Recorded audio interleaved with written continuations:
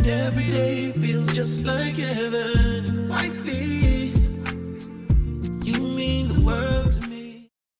Good evening, everyone, and welcome to another episode 8 of Etcetera with the Woodards. Christine Woodard has the night off. I'm rolling solo tonight, and we have a fantastic podcast for you tonight. I tell you what, ETC, we have to do the abbreviations of ETC. Energy. I'm going to give you all of what I got as far as energy is concerned. T for transparency. Hey, we got to be fully transparent, right? C, conviction.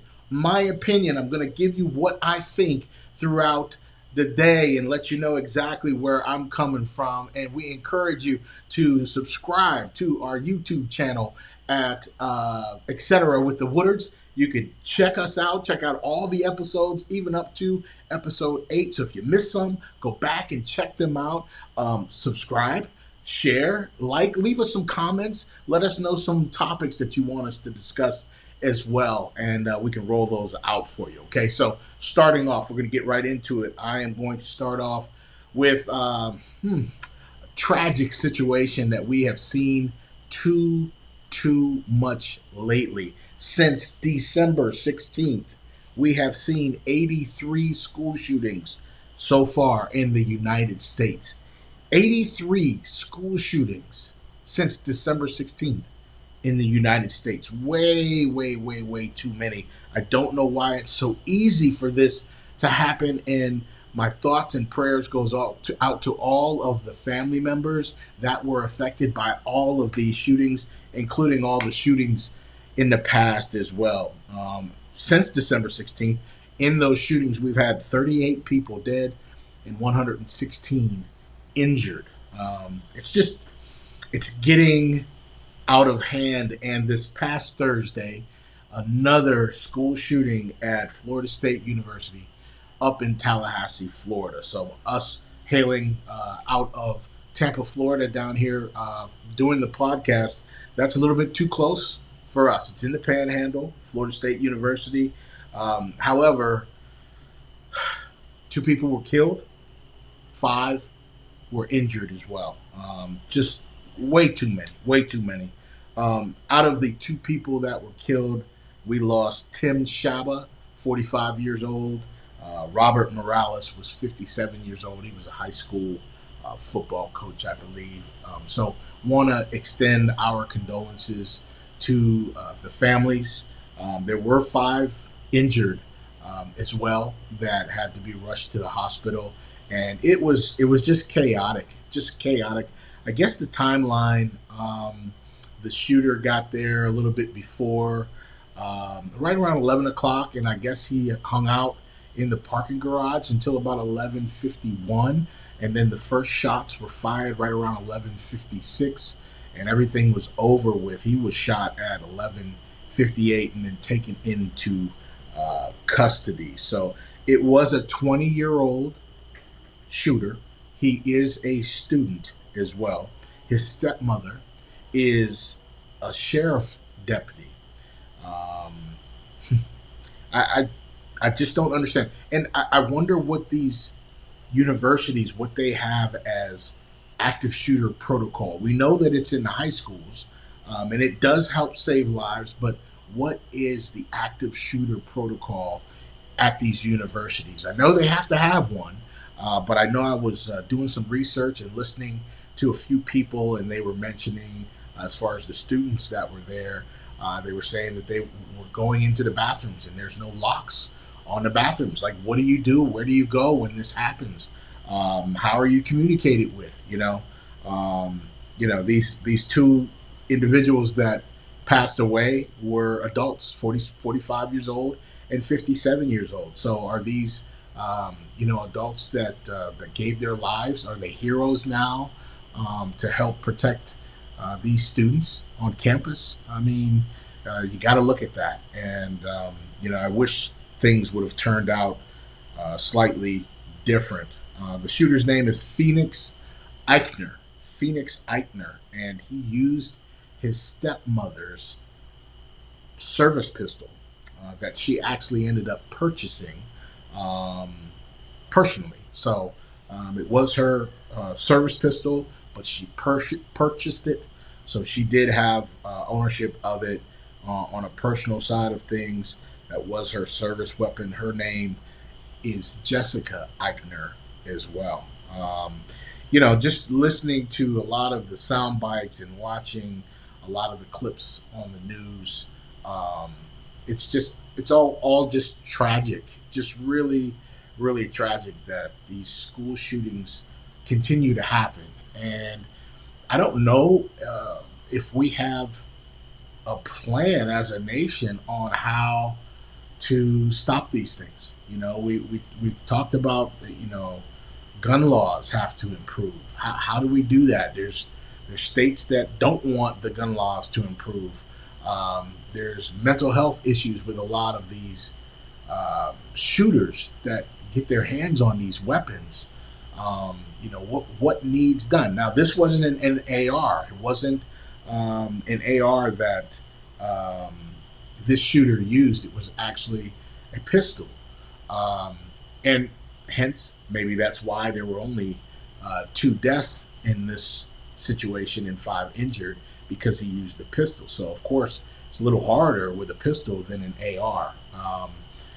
So I don't know what's going on with this economy and how we can correct this.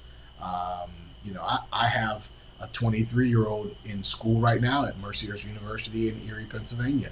Um, there's no difference at that school. It could happen at that school. It could happen at any school at any time. So these moments are very frustrating and heartbreaking for many, especially those parents that have kids that are away for college. They're supposed to go get an education, be safe, play a sport or two, get active in a club, um, get an education, make some friends, graduate, get a good job. You know, um, it's just amazing. We have to think that they can possibly go away for school and not come back.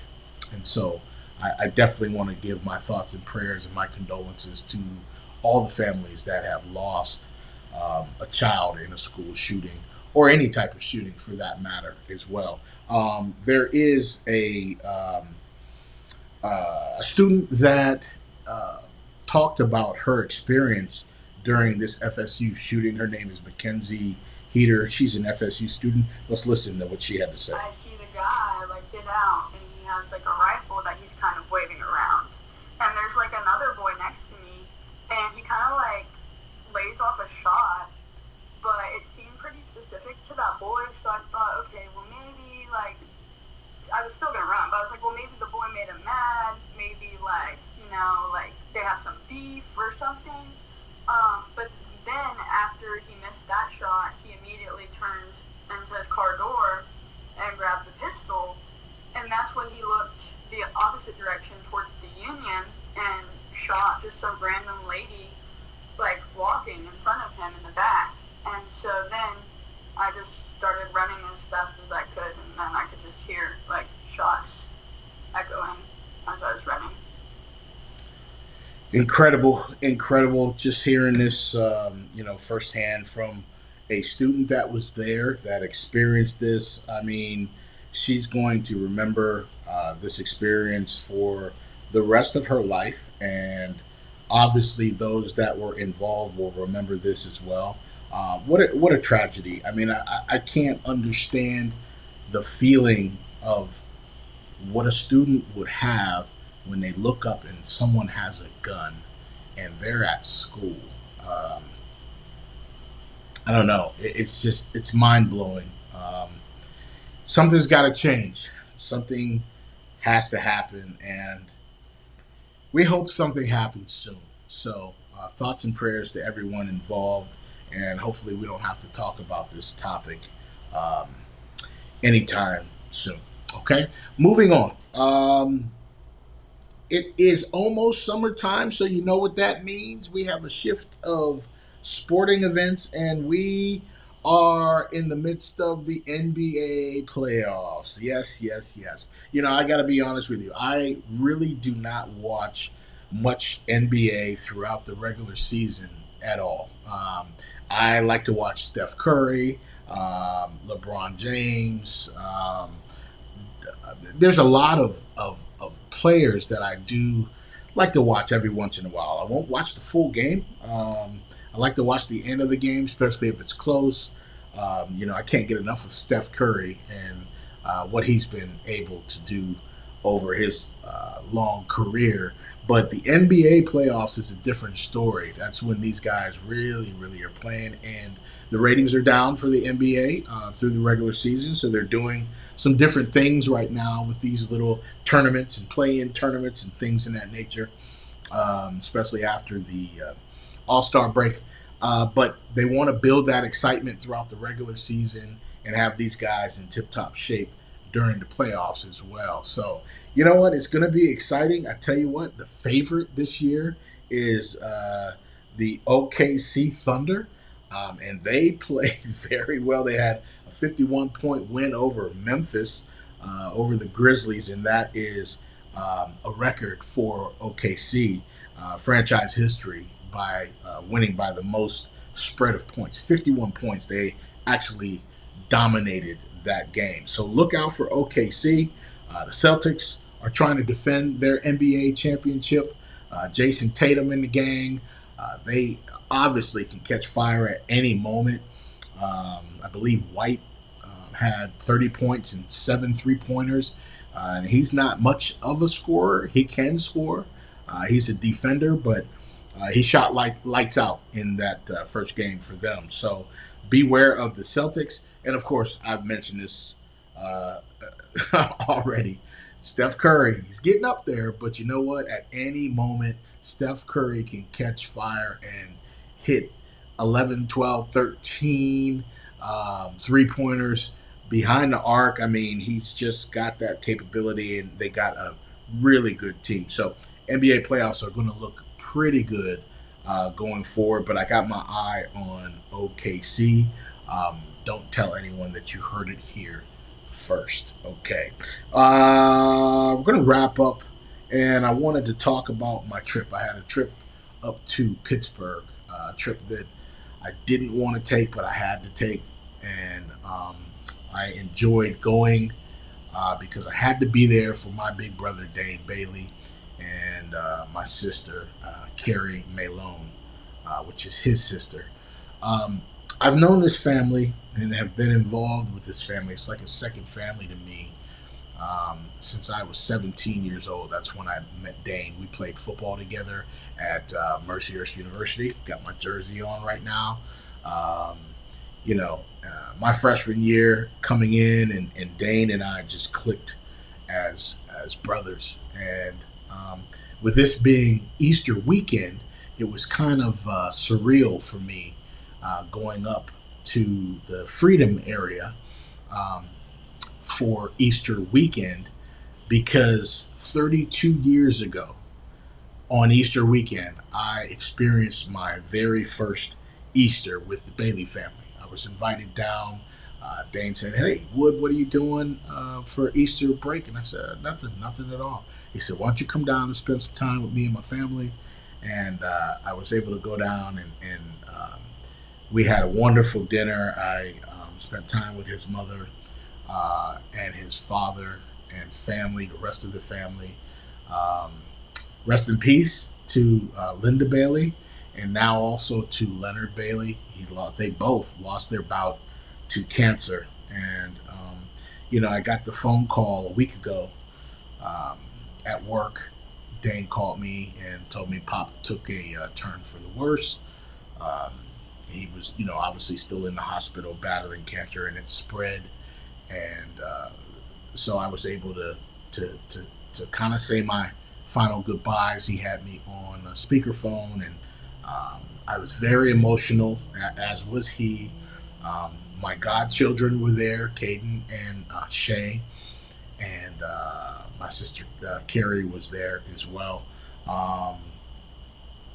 Very, very tough situation. It makes you think about how precious life is, and how tomorrow is not promised to you, and anything can happen. Look at what happened at Florida State. It just really makes you cherish life. I have a son, Dante, who's 25, who lives out in California. He's been out there since he was 21, and he's doing a great job out there, and I miss him immensely. My son Jordan's at Mercyhurst University, my alma mater, playing football up there, but he's 20 hours away from me. I'm in Tampa, he's in Erie, Pennsylvania. I miss him tremendously. Craig Jr. obviously is growing up here with my wife and I. He's 11 years old, and I took him to the movies today. We went and saw Sneaks, Martin Lawrence's new movie, and it was pretty good. So, just trying to spend a lot of quality time with the boys is one thing. Jordan was able to come down to the funeral as well yesterday. Actually, not at the funeral, but to the house to pay his respects. I got to see him actually Friday, not yesterday, but Friday. Was able to see him and spend some time with him as well. So that really kind of made my trip extra special to be able to see one of my sons. But after I got off the phone with Dane when he called me in the morning time on that Friday, I was able to send a text message to Pop's phone. I knew Dane had it. I wanted to send it to Pop. And of course, Dane received it and he read the text message. And they all were bawling when they read it to Pop. But I wanted to let this man, who's been like my second father, know how I felt. And I want to share this text message with you guys. I was asked to speak at the funeral, and I went up, and this is how I ended my few words, and there wasn't a dry eye in the house. So I want to share this with you. It's very special to me because this was my last communication to a guy who was like a father to me. And it reads, Pop, my heart is hurting right now, and I want to be selfish and keep you here forever. I can't bring myself to say this out loud. I do not want you to suffer. We do not want you to suffer. We will be okay. You got us all to this point. You and Mom. Your work here is done. Go rest easy and see your beautiful wife again. Please tell Mom I love her. It's okay to let go. You have won, and you will always be my Superman. I promise I will make sure that Dane, Christy, Carrie, Ray, and all the kids are okay. You have my word. I love you with all my heart. Rest now. Thank you for everything. I love you. From your son. And that was the text message that I sent to Leonard Bailey, who passed away April 11th, 2025. What a great man he was. And there were a lot of people that came and paid their respects. When we laid him to rest, he was a former military, honorable discharge, military funeral. And when they played the taps at the burial, it was really, really touching. But I wanted to talk about this, and it's therapeutic.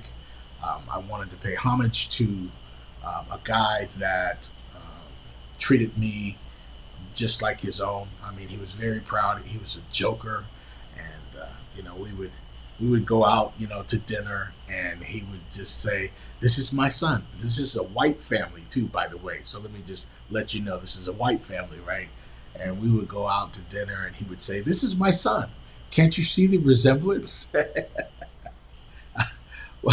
What a great guy. I mean, we just really enjoyed ourselves, and I enjoyed spending time with the Bailey family.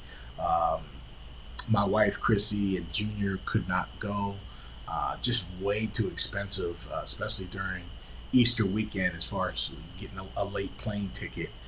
for all three people. So she held it down here at the house, her and my mom, and really took care of Junior, and I really appreciate that, to let me go and spend time um, with the Bailey family. So um, rest in peace, Leonard Bailey. I love you, and